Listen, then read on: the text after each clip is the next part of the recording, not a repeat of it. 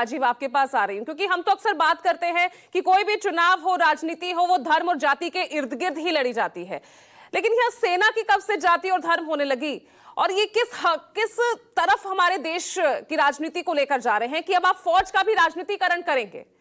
और क्या वाकई कोई सख्त नीतियां यहां निर्धारित की जा सकती है जब विजय शाह इस तरह का आतंक की बहन ये कहकर उस कर्नल सोफिया कुरैशी को, जो एकमात्र प्रतीक हमारे लिए बनी हुई थी, उस सेना का जो कि सरहद पर लड़ रही थी, अपना त्याग, अपना बलिदान कर रही थी, उस जो है महिला अधिकारी के खिलाफ, और ये सिर्फ महिला अधिकारी के खिलाफ ही ये टिप्पणी नहीं है, ये तो अपमान हमारी भारतीय सेना का, हमारी फौज का ही हुआ ना। तो ऐसे में वो सख्त नीति कब और कैसे आएगी जब सरकार विजय शाह पर चुप है, जब पार्टी विजय शाह पर चुप है?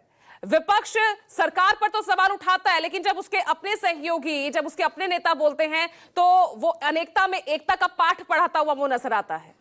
तो ये किस दिशा में जा रहे हैं? और बिल्कुल सही कहा यहां प्रभाकर ने कि यहां पर सिर्फ हम ये पॉलिटिकल ट्रोल से ही नहीं, हम तो डिजिटल ट्रोलिंग से भी इस वक्त कितना ग्रस्त नजर आ रहे हैं। विक्रम मिश्री, उनकी बेटी नीरज चोपड़ा, हिमांशी नरवाल और कितने अनगिनत ऐसे नाम हैं जो लगातार इसका शिकार हो रहे हैं। राजीव,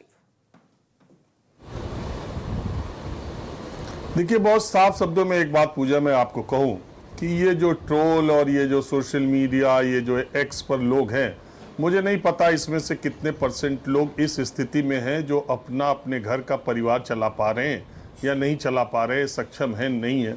कितने फीसदी लोग ऐसे हैं जो इंडिपेंडेंट हैं इकोनॉमिकली या अपने प्रोफेशन वाइज, मुझे नहीं पता है वो संख्या कितनी है। और वो लोग सिर्फ यही ट्रोलबाजी और सोशल मीडिया पर आके गालियां देना, लोगों के लिए अपमानजनक शब्दों का प्रयोग करना, वो संख्या कौन है और उनकी पहचान भी बहुत उजागर नहीं होती।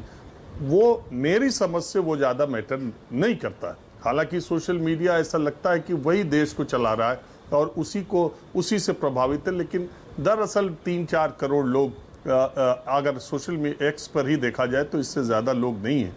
और अभी भी हिंदुस्तान की बहुत बड़ी पॉपुलेशन सोशल मीडिया से दूर भी है। ये बात अलग है कि लोग जो है उनको लगता है, उनको ये भरम है कि देश वही चला रहे हैं और इससे हम बहुत ज़्यादा प्रभावित हो रहे हैं। मैं इससे परे जाता हूँ। सोशल मीडिया पे जो ट्रोल हुआ, जो बातें हुई, अलग हुआ।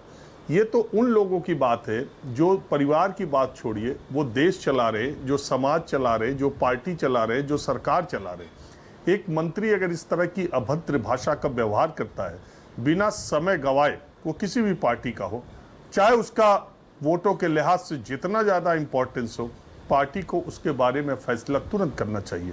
भारतीय जनता पार्टी अगर एक तरफ तिरंगा यात्रा निकाल रही है और दूसरी तरफ हाईकोर्ट के स्वतः संज्ञान लेने के बावजूद अपने मंत्री के ऊपर ऐसे FIR करा रही है कि हाईकोर्ट की टिप्पणी आती है कि ये छल से ज्यादा कुछ नहीं है, और आप एक मैसेज देते हैं कि अगर आपकी सरकार हो तो आप कैसे FIR तोड़ मरोड़ के पेश कर सकते हैं और जिससे अपराधी निकल सकता है। ये उसका एक नमूना भी है। तो कहाँ तो विजय शाह के खिलाफ भारतीय जनता पार्टी को एक्शन लेना चाहिए, कहाँ तो ऐसा घुमावदार जलेबी की तरह FIR किया कि कोर्ट को ही फटकार लगानी पड़ी। तो ये दोनों चीज़ें एक साथ नहीं जा सकती। अभी उत्तर प्रदेश के रसड़ा के भारतीय जनता पार्टी के बड़े पुराने कार्यकर्ता थे, उनका एक बड़ा ही अश्लील, बड़ा ही बेहुदा वीडियो वायरल हुआ। उसके बाद पार्टी ने उसको 24 घंटे के भीतर उनको पद से बर्खास्त कर दिया। वो एक चीनी मिल के चेयरमैन भी थे। और एक बयान जिसकी खिल्ली पूरे देश में नहीं दुनिया में उड़ाई जा रही है और उस पर अभी तक कोई एक्शन नहीं हुआ। दूसरी तरफ विपक्ष के नेता भी कम नहीं है। मैंने जब से होश संभाला है, राम गोपाल यादव किसी न किसी, जब से राजनीति की जानकारी मुझे है तब से प्रोफेसर राम गोपाल यादव संसद के किसी न किसी सदस्य के सदन के सदस्य रहे। और मुझे लगता है कि वर्तमान जो संसद है उसमें राज्यसभा और लोकसभा के सर्वाधिक कार्यकाल वाले सांसदों में प्रोफेसर राम गोपाल भी आते हैं और अपने पार्टी के थिंक टैंक भी माने जाते हैं। अगर वो इस मौके पर इस तरह का बयान देते हैं और PDA की राजनीति और जाति और धर्म से जोड़ करके उसे जायज़ ठहराने की बात करते हैं, तो मैं मानता हूं कि ये भी उतना ही ज़्यादा उस पर धिक्कार कह सकते हैं, चाहे आप उसको गलत बयानी कर सकते हैं जिस तरह से उसी तरह से माना जाएगा जैसे मंत्री। हालांकि प्रोफेसर राम गोपाल यादव ने इसकी सफाई के तौर पर दूसरी बात कही है। उन्होंने कहा कि धर्म के नाम पर तो कर्नल सोफिया का पता चल गया तो उसको गाली पढ़ने लगी और विदेश सचिव को गाली पढ़ने लग गई। अगर लोगों को पता होता कि एयर चीफ मार्शल फला जाति के हैं, भूमिका सिंह फला जाति हैं, तो उनको भी गाली पढ़ने लगती। अरे हर चीज में धर्म और जाति को नेता अगर हाईलाइट कर रहे हैं, इसको दूसरी तरह से भी हमारे नेता रख सकते थे।